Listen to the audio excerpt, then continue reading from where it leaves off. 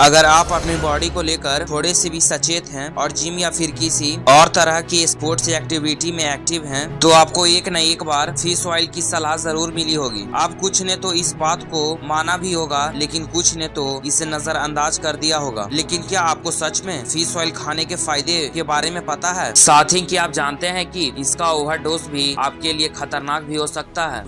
अगर आपको fish oil के बारे में ज्यादा कुछ नहीं पता है तो हमारे साथ वीडियो के अंत तक बने रहिए, क्योंकि आज हम आपके फायदे और नुकसान के साथ साथ भी ये बताएंगे आखिर फैक्ट्री में फिश ऑयल कैप्सूल को कैसे तैयार किया जाता है। तो चलिए फिर शुरू करते हैं आज का ये वीडियो। फिश ऑयल ये हमारे किराने के दुकान पर सरसों या फिर रिफाइंड की तेल की तरह किसी प्लास्टिक के बोतल या फिर पैकेट्स में नहीं मिलता। ये हमें कैप्सूल की शेप में कुछ ही गिनी चुनी दुकानों पर मिलता है। अब जैसा कि नाम से पता चल रहा है कि इसमें फिश का इस्तेमाल होता है, तो इसे मछली के टिश्यू से बनाया जाता है। इसमें ओमेगा 3 फैटी एसिड EPA यानी आइकोस पेंटोनोइक एसिड और DHA यानी डाइकोस हेक्सोनोइक एसिड होता है, जो सही मात्रा में लेने पर हमारे लिए काफी फायदेमंद होते हैं। यही वजह है कि वर्ल्ड हेल्थ ऑर्गेनाइजेशन यानी WHO भी हर हफ्ते 1-2 भाग मछली खाने की सलाह देता है। ऐसा इसलिए क्योंकि मछली में ओमेगा 3 फैटी एसिड होता है, जो वजन घटाने से लेकर हमारी स्किन, हेयर और बोन्स के लिए बहुत कारगर साबित होता है। साथ ही इससे कई तरह की गंभीर बीमारियां भी दूर होती है। खास तौर पर हार्ट अटैक का खतरा कम हो जाता है। वैसे ओमेगा 3 के लिए फिश को इतनी ज्यादा तवज्जो इसलिए दी जाती है क्योंकि मछलियों से मिलने वाला ओमेगा 3 फैटी एसिड प्लांट से मिलने वाली ओमेगा 3 से कई गुना ज्यादा बेहतर होता है। लेकिन इसके कुछ नुकसान भी हैं, जिस पर हम बाद में चर्चा करेंगे। उससे पहले हम जरा उस सवाल का जवाब जान लेते हैं जिसका बेसब्री से इंतजार कर रहे हैं। आखिर फैक्ट्री में फिश ऑयल कैसे बनता है? तो बता दें, फिश ऑयल बनाने की शुरुआत होती है नदियों या फिर समुद्र से, यानी कि मछलियों को पकड़ने से।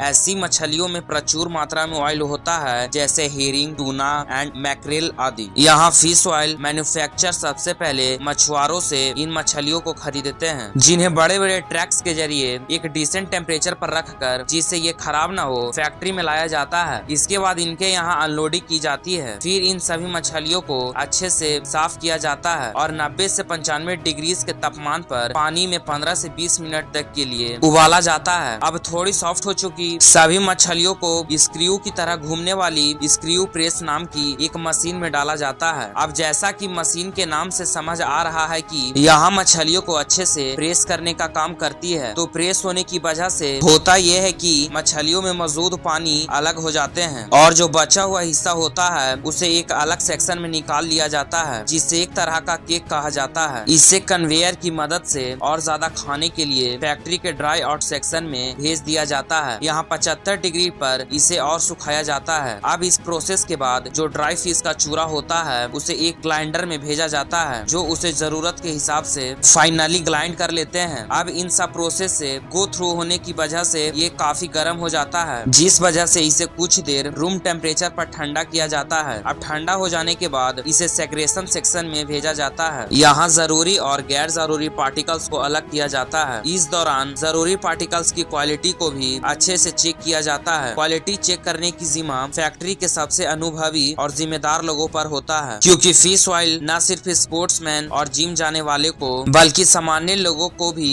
रिकमेंड किया जाता है। इसलिए छोटी छोटी कमियों को बहुत सीरियसली लिया जाता है और प्रोडक्शन के दौरान ही सभी कमियों को तुरंत दुरुस्त कर लिया जाता है। अब बारी आती है उस लिक्विड की जिसे शुरुआत में प्रेसिंग मशीन से अलग किया जाता था। उस लिक्विड को सबसे पहले फिल्टर किया जाता है, जिससे जो सॉलिड पार्टिकल्स में बचे होते हैं वो भी अलग हो जाएं। इसके बाद इस फिल्टर्ड लिक्विड को पहले एक गर्म टैंक में और फिर सेंट्रीफ्यूग टैंक में भेज दिया जाता है, जहां इस लिक्विड में से प्रोटीन, वाटर एंड ऑयल को अलग करने का काम होता है। अब जो प्रोटीन वाटर लिक्विड में से जो निकल जाता है उसे अलग अलग एंजाइम से ट्रीट किया जाता है और फिर इस लिक्विड को फुली कंप्यूटराइज्ड वेपोराइजर में भेज दिया जाता है। वही जो सोल्यूबल हमारे पास बचता है उसमें 35 से लेकर 40% तक प्रोटीन होता है। तो अब इन प्रोसेस के बाद इन ऑयल को कैप्सुलेशन एरिया में भेज दिया जाता है, जहां पर जेल से बनी कैप्सुलेशन को तैयार किया जाता है और उसके लिए उसे एक खास तरह के लिक्विड में नहलाया जाता है, जो कि सॉफ्ट जेल को भी बनाता है। अब पहले तो सॉफ्ट जेल बहुत ज्यादा ढीली होती है, लेकिन जब इसमें लगा ऑयल धीरे धीरे रिमूव होता है तो वो हार्ड होते चला जाता है और फिर इन कैप्सूल्स को उठाकर बाद में एक अच्छे खासे वक्त के लिए लिए सूखने के लिए छोड़ दिया जाता है। अब इसके बाद मशीन कैप्सूल्स को काउंट करने के साथ साथ इनकी क्वालिटी को भी चेक करती है। दिलचस्प बात यह है कि फिश ऑयल बनाने वाली फैक्ट्री में एक दिन में करीब 50 मिलियन फिश ऑयल कैप्सूल्स बनाए जाते हैं। वही क्वालिटी चेक हर पैमाने पर खारा उतरने के बाद फिश ऑयल को ग्रेड के हिसाब से नाम दिया जाता है, जैसे refined fish oil, balloon fish oil, sulphide fish oil और विंटराइज्ड फिश ऑयल। जिसके बाद अंत में बारी आती है कैप्सूल्स को बॉटल में पैक करने की, जिसके लिए लेवल लगी बॉटल को कन्वेयर के जरिए एक नोजल के नीचे लाया जाता है, जहां से counted number of capsules bottle में गिरती चली जाती है और फिर फैक्ट्री में सारा काम खत्म हो जाने के बाद इन्हें नजदीकी शॉप्स तक पहुंचवा दिया जाता है। अब वैसे तो एक शख्स 250 से 500 mg के बीच में ही फिश ऑयल कैप्सूल्स खाने की सलाह दी जाती है, लेकिन अगर आप इनके फायदे से इम्प्रेस होकर इसे जरूरत से ज्यादा कंज्यूम करते हैं तो आपको इसके कुछ दुष्परिणाम भी झेलने पड़ सकते हैं, जैसे नाक से खून आना, शरीर पर रैशेस होना, डायरिया या फिर उल्टी की शिकायत हो सकती है। इसलिए फिश ऑयल को दिन में कितनी मात्रा में और कब खाना है इसके लिए एक बार अपने डॉक्टर की सलाह जरूर लें, ताकि ये हेल्दी चीज आपके लिए अनहेल्दी साबित ना हो जाए। तो चलिए दोस्तों, fish oil made in factory का ये वीडियो यही खत्म होता है। आपको ये कैसा लगा हमें कमेंट सेक्शन में जरूर बताएं। साथ ही अपने यार दोस्तों के साथ शेयर करना बिल्कुल ना भूलें और हाँ, वीडियो को लाइक कर दें और अगर आपने अभी हमारे चैनल को सब्सक्राइब नहीं किया है तो वो भी कर दें। साथ ही बेल आइकन को प्रेस करना